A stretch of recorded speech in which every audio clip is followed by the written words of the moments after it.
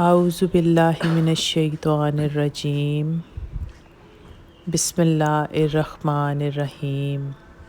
درود شریف پڑھ لیں۔ سیدنا کریم صلی اللہ علیہ وآلہ وسلم، سیدنا کریم صلی اللہ علیہ وآلہ وسلم۔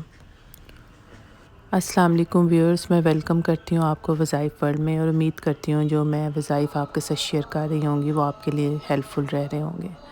آج جو میں وظیفہ لے کر آئی ہوں وہ بھی بہت ہی مجرب ہے اور اس بہت زیادہ اثر والا ہے۔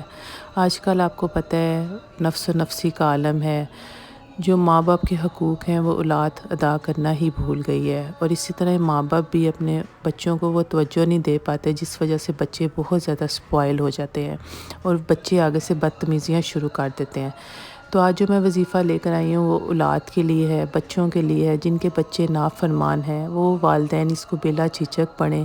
اتنا مجرب یہ وظیفہ ہے اور 100% اس کے نا انشاءاللہ تعالیٰ آپ کو نا اثر آپ کو نظر آئیں گے جب آپ یہ خلوص دل کے ساتھ پڑھیں گے۔ بس اللہ تعالیٰ کی ذات اقدس پہ بھروسہ رکھ کے آپ نے یہ پڑھنا ہے، اور بچوں کے لیے پڑھیں۔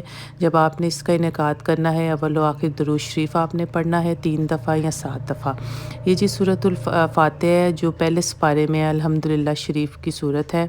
یہ صورت مبارک آپ نے ایک تسبیح اس انداز میں پڑھنی ہے کہ آپ نے جب بسم اللہ الرحمن الرحیم الحمدللہ رب العالمین الرحمن الرحیم مالک یوم الدین ایاک نعبد و ایاک نستعین اہدنا الصراط المستقیم، جب آپ نے ادھر پہنچنا ہے اہدنا الصراط المستقیم آپ نے جتنی دفعہ آپ یہ پڑھ سکتے ہیں، 7 دفعہ پڑھیں، 11 دفعہ پڑھ لیں، 100 دفعہ پڑھ لیں، یا آپ اہدنا الصراط المستقیم آپ نے پڑھ کے پھر آپ نے پورے سورۃ فاتحہ کو مکمل کر لینا، صراط الذین انعمت علیہم غیر المغضوب علیہم ولا الضالین۔